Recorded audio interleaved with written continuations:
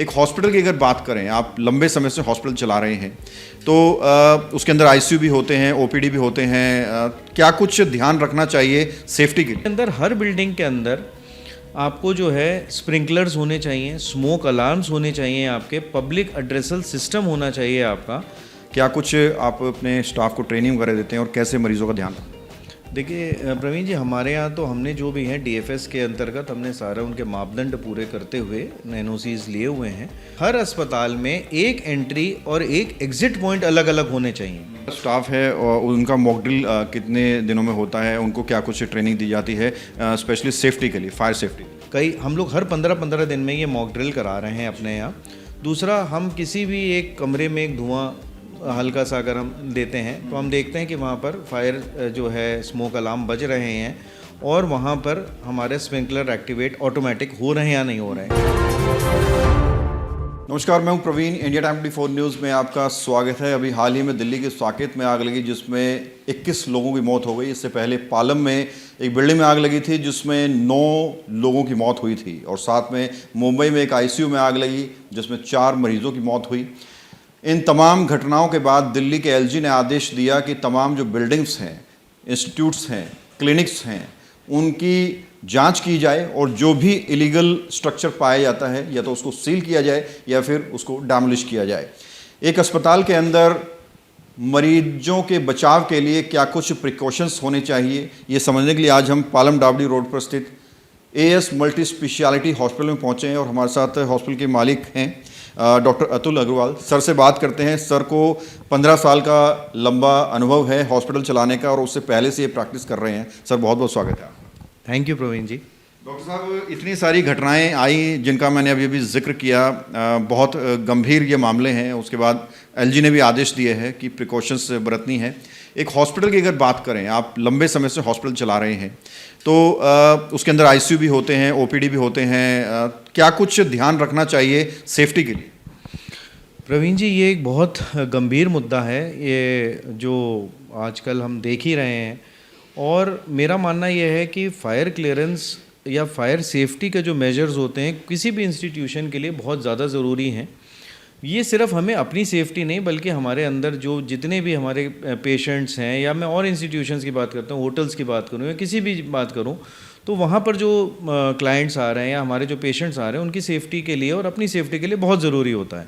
जैसे आपने कहा, हमारे पास तो हम लोग तो लाइफ सेविंग वाली चीज़ें हमारे यहाँ होती हैं। जैसे हमारे यहाँ ऑपरेशन थिएटर होता है, आईसीयू होता है, हमारे यहाँ नीकू होता है और हाई इंटेंसिव वाली चीज़ें जो होती हैं, प्लस हमारी ओपीडीज़ होती हैं यहाँ पर, जहाँ पर हमारे ओपीडी का क्राउड आता है, आईपीडी का क्राउड आता है, यहाँ पर पेशेंट्स रहते हैं।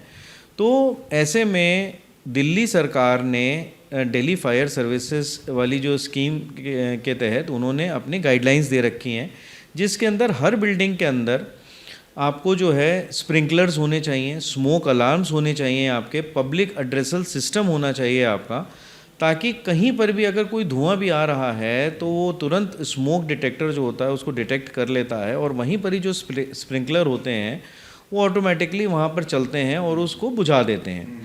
दूसरी चीज़, इसके अलावा हमें हर संवेदनशील एरियाज़, जैसे जहाँ पर भी मीटर लगे हुए हैं, जहाँ पर तारों का है, एक तो तारों को ओपन में नहीं ले जाना है, सबको इंटरनल लेके जाना चाहिए। वहाँ पर हमें फायर एक्सटिंग्विशर्स की भी हर जगह पर ज़रूरत होती है, स्ट्रैटेजिक लोकेशंस पर। इसके अलावा हमें हमारे स्टाफ को रेगुलर ट्रेनिंग देनी होती है, जिसको हम लोग एक मॉक ड्रिल कहते हैं, जिसमें हम लोग हर जो कर्मचारी होता है, जो जीडीए होते हैं, या उनको हम हमेशा ट्रेनिंग देते रहते हैं। हर 15-15 दिन में हम मॉक ड्रिल कराते हैं ताकि कोई भी दिन हो या रात हो, तो वो देखिए, आपातकालीन स्थिति कभी भी हो सकती है। तो आपके पास अगर ये सुविधाएं हैं, आपका ट्रेंड पर्सनल है, तो उसी समय ही वो उस चीज़ को काबू में कर और बड़ी दुर्घटना से हम बच सकते हैं। डॉक्टर साहब, यहाँ अगर एएस मल्टी स्पेशलिटी हॉस्पिटल की बात करें तो बहुत सारे रूम्स हैं, आपका बेसमेंट भी है। यहाँ आप क्या कुछ तैयारियों के साथ हैं और क्या कुछ आप अपने स्टाफ को ट्रेनिंग वगैरह देते हैं और कैसे मरीजों का ध्यान? देखिए प्रवीण जी, हमारे यहाँ तो हमने जो भी हैं डीएफएस के अंतर्गत हमने सारा उनके मापदंड पूरे करते हुए एनओसीज लिए हुए हैं। और हमारे पास जैसे तकरीबन 80,000 लीटर का एक टैंक है जो फायर सेफ्टी वाला, जिसके अंदर पानी ऑलरेडी स्टोर्ड होता है। इसके अलावा हमारे पास ओवरहेड टैंक्स हैं, हमारे जो हाई प्रेशर्स में रहते हैं, जो कभी भी अगर कोई आपातकालीन स्थिति होती है तो वो डिटेक्ट करता है स्मोक अलार्म और उसको वो कर लेते हैं। इसके अलावा मेरा एक और चीज़ मानना है कि हर अस्पताल में एक एंट्री और एक एग्ज़िट पॉइंट अलग अलग होने चाहिए।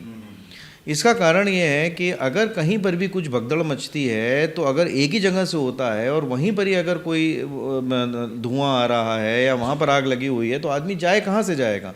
इसीलिए it is a must for a fire NOC कि आपके पास एक एंट्री अलग और एक एग्ज़िट अलग होना चाहिए।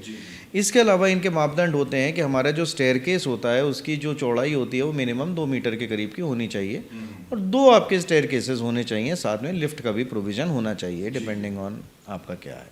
तो ये सारे हमारे यहाँ ये मापदंड हमने पूरे कर एनओसी लेते हुए ये वाला सारा काम करा। सर, जो आपका स्टाफ है और उनका मॉक ड्रिल कितने दिनों में होता है, उनको क्या कुछ ट्रेनिंग दी जाती है स्पेशली सेफ्टी के लिए, फायर सेफ्टी? सबसे पहले तो हमारे यहाँ जो आए थे वो फायर जो हमने ऑडिट ऑफिसर्स रखे हुए थे उन्होंने हमारे स्टाफ को ट्रेन करा। यहाँ पर जैसे हम लोग एक डमी को ले लेते हैं और उस डमी पे थोड़ा सा कराकर और उसके ऊपर एक तो फायर एक्सटिंग्विशर से हम लोग वो कराते हैं, दूसरे कई हम लोग हर 15-15 दिन में ये मॉक ड्रिल करा रहे हैं अपने यहाँ।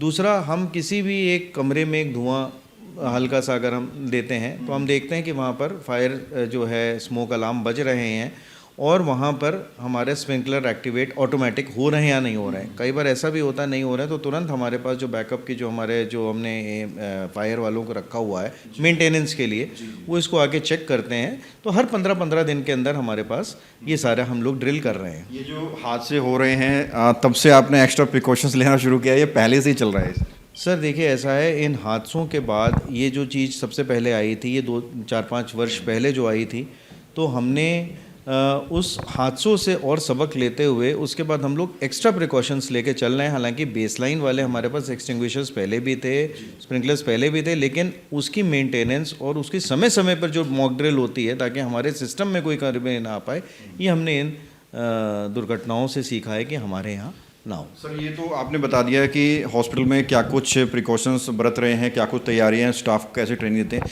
एक जो पेशेंट आता है, जो मरीज़ आते हैं या उनके जो परिजन आते हैं, उनकी क्या कुछ रिस्पॉन्सिबिलिटी होनी चाहिए ऐसे इमरजेंसी केसेस में? देखिए, जो पेशेंट आ रहा है वो तो एक परेशान है बेचारा, जो हॉस्पिटल आ रहा है तो वो एक अटेंडेंट के साथ या पेशेंट अटेंडेंट्स आ रहे हैं तो वो एक परेशान वाली स्थिति में हमें सबसे पहले तो उनको कंफर्टेबल करना होता है, उनकी सुरक्षा का ध्यान रखना होता है। तो हमारे यहाँ एक पूरा वेटिंग एरिया है और हमने ये भी इंतज़ाम कर रखे हैं कि हमारे जितने भी इलेक्ट्रिसिटी के पॉइंट्स हैं वो हमने एक जगह पर एंट्रेंस पर ही रखे हुए हैं यहाँ पर बैठकर, जिनकी सामने हमारे पास एक गार्ड खड़ा रहता है जो मॉनिटर करता रहता है कि अगर कोई भी दिक्कत हो।